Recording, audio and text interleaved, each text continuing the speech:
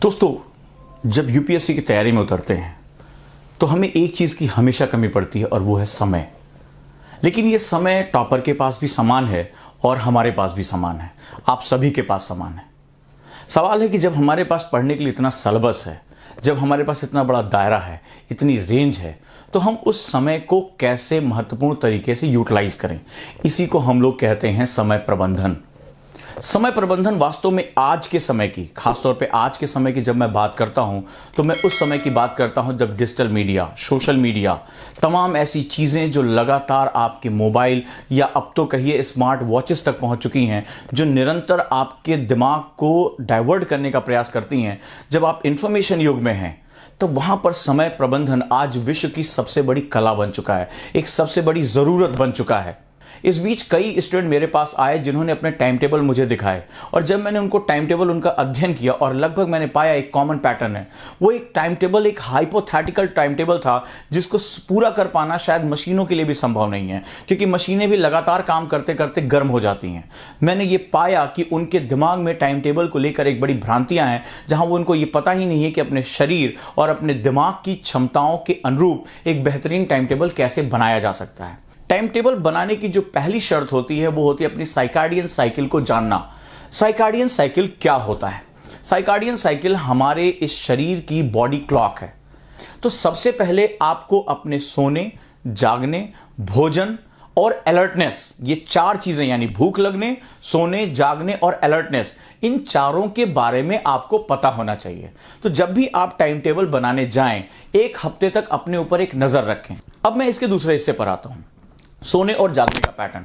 यानी आप अगर एक एवरेज 6 से 7 घंटे सोते हैं तो आपका वो पैटर्न क्या है? आप लेट नाइट सोते हैं या जो है आप जल्दी सो जाते हैं? तो आप कभी भी अपना टाइम टेबल बनाएं तो आप अपना जो है वो सबसे पहले इन चारों चीजों को एक हफ्ते तक जज करें।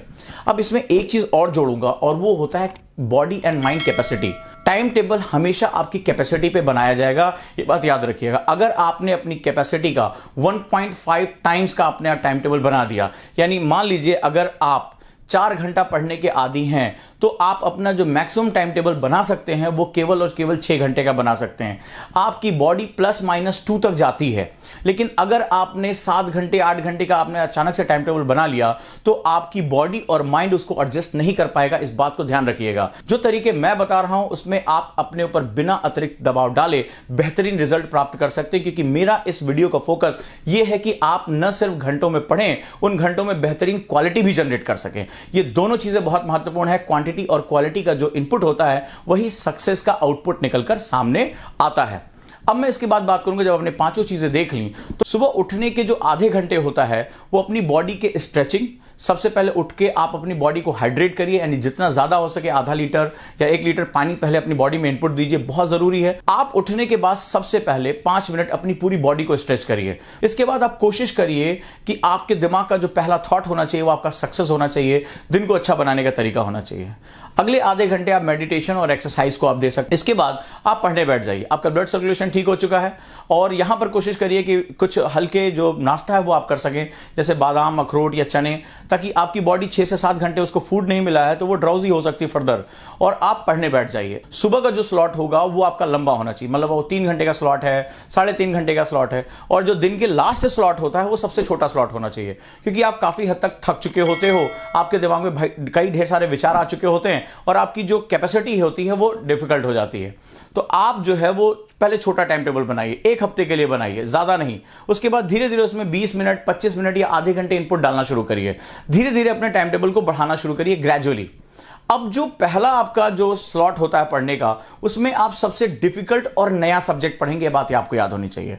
दिन के जो सबसे आखिरी स्लॉट होगा उसको रिवीजन के लिए आप रखेंगे। सोने से पहले रिवीजन जो होता है वो आपके सबकॉन्शियस माइंड को एक्सजरेट करता है, उसमें आपकी इंफॉर्मेशन को पहुंचाता है। उम्मीद करता हूं कि आपको ये चीजें समझ में आई होंगी। वीडियो के साथ जुड़े रहें, चैनल को सब्सक्राइब करें, लाइक करें। आपके जो प्रश्न है उन पर मैं निरंतर वीडियो बनाता रहा हूं ताकि वीडियो आपको हमेशा मिलती रहेगी, आप इंप्रूव करेंगे। धन्यवाद दोस्तों।